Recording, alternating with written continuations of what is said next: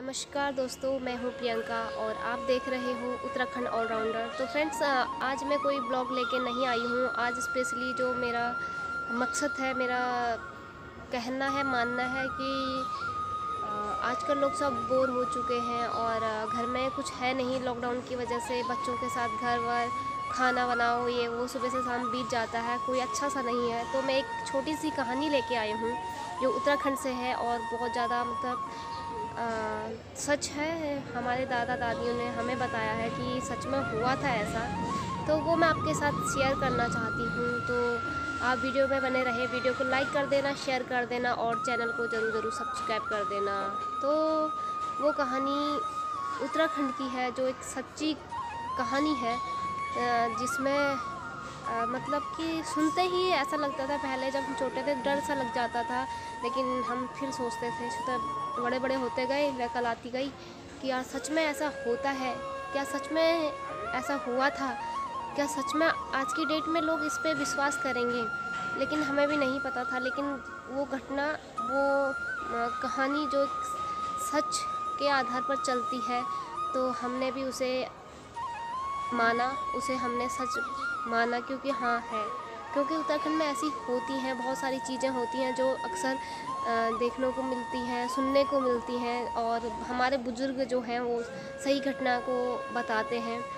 तो मैं वो आपके साथ शेयर करूँगी। आप वीडियो में बने रहें, वीडियो को लाइक कर देना, शेयर कर देना और चैनल को ज़रूर सब्सक्राइब कर देना। तो बने रहिए आप इस वीडियो में। तो दोस्तों, आज की कहानी ये है। एक बुजुर्ग आदमी था, उसकी बीवी पहले ही ख़त्म हो चुकी थी, इकलौती बेटी थी और उसकी शादी हो चुकी थी। और जो उनका जमाई है, बेटी का जो हस्बैंड है, कभी बेटी आती थी अपने पापा को देखने, तो कभी उनके जवाई आते थे उनको देखने। तो हमेशा ऐसा होता था कि चौथे पाँचवें दिन में नज़दीक ही शादी करी थी। नज़दीक यानी कि यहाँ से लेकर 20-30 किलोमीटर के आसपास ही ये शादी की थी उन्होंने अपनी बेटी की। तो वो बेटी कभी अपने पापा की याद खबर करने आती थी, कभी उनके पति आते थे अपने ससुर की याद तबीयत पूछने, उन्हें खाना बनाया करते थे। महीनों से ऐसी सिलसिला चलता रहा। बेटी और कभी जमाई अपने पापा की याद खबर में, अपने ससुर की याद खबर में देखने आते रहते थे। तो ऐसे चलता रहा। एक दिन अचानक उनकी तबीयत बहुत ज़्यादा ख़राब हो जाती थी। जो लड़की थी, जो उनके पापा थे, उनकी तबीयत बहुत ज़्यादा ख़राब हो जाती है और उनकी डेथ हो जाती है, वो ख़त्म हो जाते हैं। मतलब कि आज उनके जवाई आए थे घर पे, लेकिन वो खाना दे के उनकी तबीयत दवाई पानी दे के चले गए थे और उसी रात को उनकी डेथ हो गई। जब वो अपने घर चले जाते हैं, 3-4 दिन बाद उनका जवाई फिर से वापस आता है अपने ससुर को देखने। तो वो तो पहले मर चुके होते हैं, 3-4 दिन हो चुके होते हैं उनको।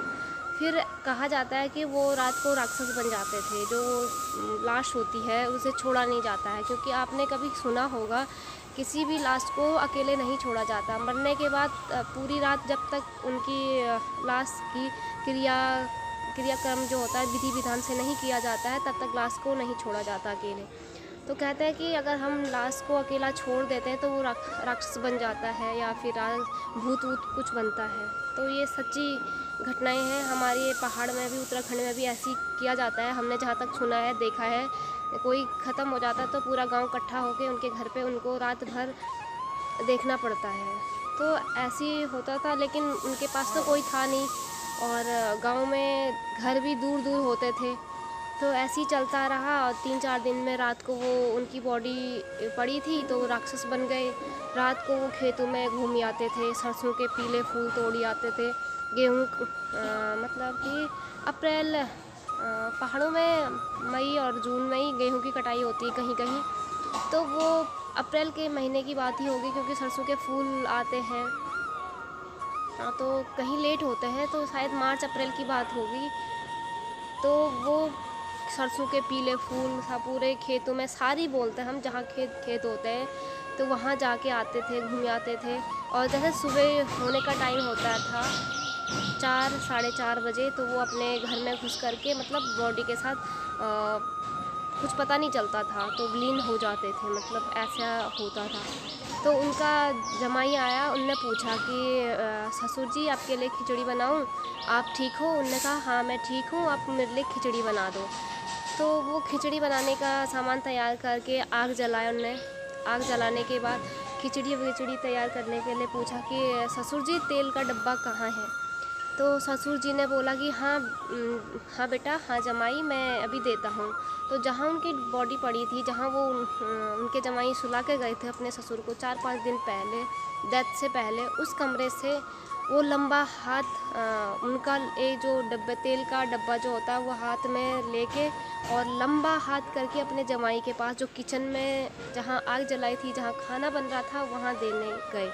वो हाथ वहाँ पहुँच गया, लो जमाई ये है तेल का डब्बा। जब जमाई ने खुद देखा कि यार ये क्या हो गया, ये कहाँ मेरे ससुर थे और इतने लंबा हाथ, और वो समझ गए कि मेरे ससुर ख़त्म हो चुके हैं और ये राक्षस बन चुके हैं। तो वो भाग गए घर, वो बाहर भाग गए, भागते भागते गए तो वो उनके पीछे ही दिन में ही उनके ससुर भागने लगे। ले जमाई तेला भुटोण, मतलब ये पहाड़ी में है, ये ले जवा तेला भुटोण, भुटुण बोलते थे, जिससे हम सब्जी दाल वाल छौंकते हैं ना, तो उसे भुटुण बोलते हैं। पुराने ज़माने में, पहले ज़माने में भुटुण बोलते थे। तो वो देने गए, भाग के चले गए और वो पीछे पूरे, मतलब पूरे सारी में, पूरे खेतों में उनके चक्कर लगाने के बाद अपने घर आ गए, क्योंकि जमाई उनके हाथ आए नहीं, वो भाग गए, वो बच चुके थे। अगर उनके हाथ पे आते तो शायद उनकी जमाई की भी जान जा सकती थी। तो वो भाग गए और भागने के बाद जैसे ही वो गए, फिर गांव वालों को बुलाया, फिर विधि विधान से उनने अपने दाह संस्कार, मतलब क्रियाक्रम की विधि करी, फिर बॉडी को जलाया, फिर क्रियाक्रम किया। तो दोस्तों, उत्तराखंड की बहुत सारी कहानियाँ ऐसी हैं जो सच होती हैं, सच में होती हैं, क्योंकि उत्तराखंड देव की भूमि है और वहाँ पे देवी देवताओं का निवास है। और कई घटनाएं ऐसी होती हैं जो सच्ची होती हैं, लेकिन जो पुराने ज़माने की कहानियाँ थी वो बहुत ज़्यादा सच्ची थी। तो ये थी मेरी कहानी आज की। तो उम्मीद है कि आपको ये कहानी पसंद आई हो। अगर आपको ये कहानी पसंद आई है, वीडियो को लाइक कर देना, शेयर कर देना और चैनल को ज़रूर सब्सक्राइब करना। तो करते हैं वीडियो का एंड आज यहीं पे। कल फिर मिलेंगे नए ब्लॉग के साथ या फिर नई कहानियों के साथ जो उत्तराखंड से संबंधित हो या इंडिया से संबंधित हो, जो आपको एंटरटेनमेंट करे। तो मेरा मकसद है कि मैं अच्छी सी कहानियाँ लेके आऊँ। लॉकडाउन में सब अंदर बोर हो जाते हैं, मेरे पास भी कुछ नहीं करने को, क्योंकि हम ही खुद बोर हो जाते हैं। हम खुद उत्तराखंड के रहने वाले हैं, हम इतनी जगह जाने वाले हैं, लेकिन यहाँ आके बाहर आके, देश में आके हम कहीं नहीं जा पाते हैं, हम बोर हो जाते हैं। मैं खुद को ही महसूस करती हूँ कि यार कहाँ, मतलब हमारे लिए, पहाड़ियों के लिए शहर एक जेल जैसा हो जाता है, क्योंकि कमरे में बंद रहो, 4 दीवारियों में रहना है, बाहर नहीं जाना है। अगर बाहर आए तो दरवाज़ा बंद करना है। तो पहाड़ और प्रदेश, देश में काफ़ी अंतर होता है। तो मेरा मतलब है कि मैं चाहती हूँ कि मैं लोगों को ऐसी अपनी कहानियों से, अपनी ब्लॉग से एंटरटेनमेंट करूँ। तो उम्मीद है कि आपको ये वीडियो पसंद आई है। करते हैं इस वीडियो का यहीं पे। कल फिर मिलेंगे ऐसी ही ब्लॉग के साथ या कहानियों के साथ। तब तक के लिए बाय बाय, टेक केयर दोस्तों, बाय बाय।